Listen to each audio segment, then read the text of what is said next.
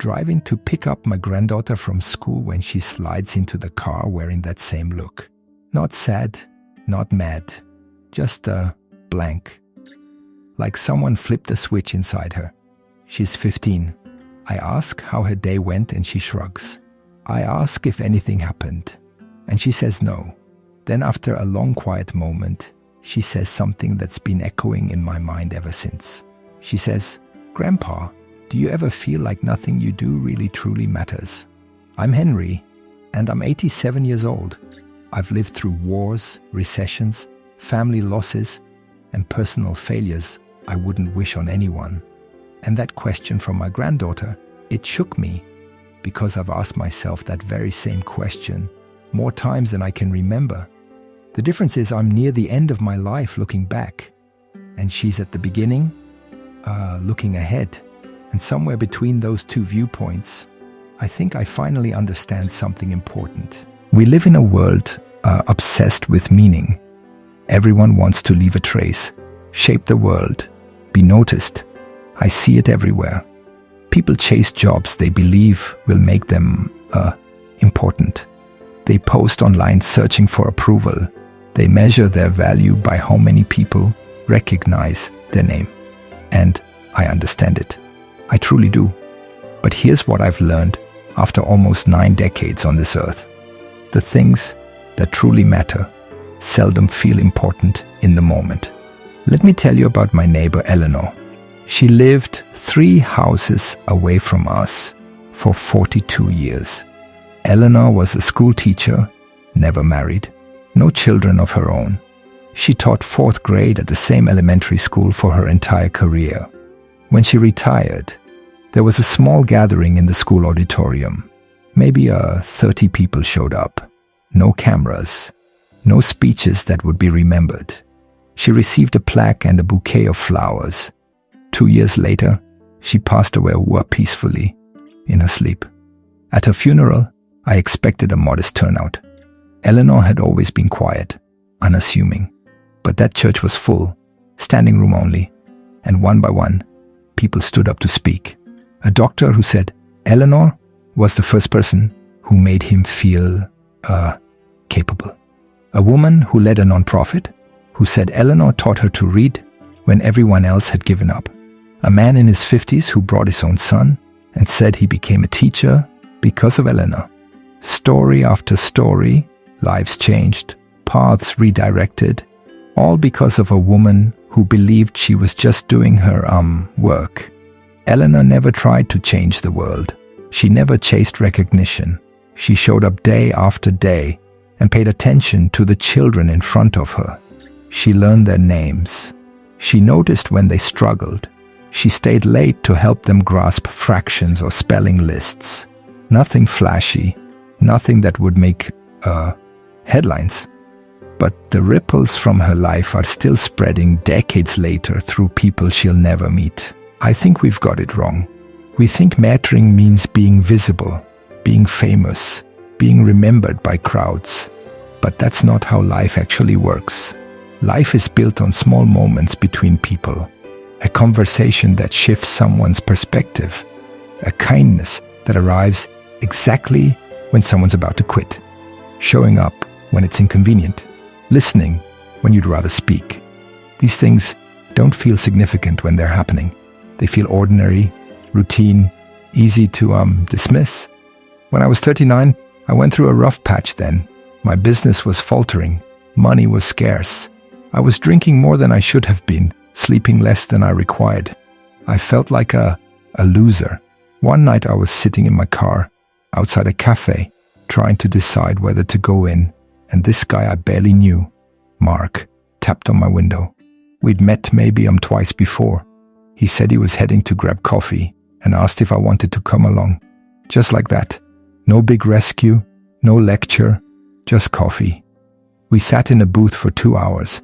He didn't ask me what was wrong. He didn't try to fix anything. He just talked about ordinary things. His kids, a book he was reading, a trip he'd taken years earlier. And somehow in the middle of that completely normal conversation, something in me calmed. I didn't go into that cafe. I went home. I can't even remember everything we talked about, but that moment mattered. It changed the direction of my night, maybe my life, and Mark probably forgot about it by the next morning. That's the thing about mattering. It's almost never dramatic. It doesn't announce itself. You won't get a message telling you that something you did changed someone's life. Most of the time you'll never know. You'll do something that feels small to you, and it'll be everything to someone else. And you'll move on, thinking it didn't amount to anything. My wife Marianne used to write letters, real letters with stamps and everything. She'd write to our kids when they were away at university. She'd write to old friends she hadn't seen in decades. She'd write to cousins, neighbors, anyone who drifted into her thoughts. I used to joke with her about it. I'd say, "Everyone has phones now. Just call them." She'd smile and keep writing. After she died, I found boxes of letters people had sent back to her. And in every one, someone talked about how much her letters meant, how they'd saved certain ones for years, how they'd reread them during difficult seasons. She wasn't trying to matter. She was reaching out, but she mattered deeply. Here's what I wish someone had explained to me when I was younger. Your life doesn't have to be extraordinary to matter. In fact, it probably shouldn't be. The pressure to be special, to stand out, to make a splash. That pressure crushes people. It convinces them that their ordinary life isn't enough. Like showing up for their family, doing their work honestly, being kind to strangers. Like none of that counts unless it's wrapped into something impressive. But the truth is, almost everything that keeps our world functioning is done by people no one will ever remember. Parents who wake up in the middle of the night with sick kids. Workers who arrive on time and do their work well. Friends who reach out when they sense someone is hurting. Volunteers who serve food, clean streets, visit hospitals. People who vote, who recycle, who return shopping carts. Small unnoticed acts that keep everything from falling apart. You want to know if you matter? Look at the people right in front of you. Are you present with them? Are you truthful? Are you kind when you don't have to be? Do you keep your word? Do you make space for other people's pain? Do you celebrate their joy? These questions won't put you on magazine covers. They won't grow your platform or increase your influence, but they'll decide whether your life truly meant something. I've been thinking a lot about my granddaughter's question, does anything I do actually matter? And I've realized the question itself is the issue. Because when we ask if we matter, we're usually asking if we matter in some big measurable way, if we're important, influential, exceptional. But mattering doesn't work like that. Mattering is quieter. It's more personal. It's knowing that your presence or absence would make a real difference to real people. When my grandson was 7, he was terrified of water, wouldn't go near a pool. One summer I spent 3 weeks, 15 minutes a day, simply standing with him at the shallow edge. I didn't push. I didn't lecture. I just stayed there while he slowly adjusted. By the end of summer, he was swimming. Now he's 23 and he probably doesn't remember those 15-minute sessions. But I do, because I know that if I hadn't been there, calm and consistent, his fear might have stayed with him. That's mattering.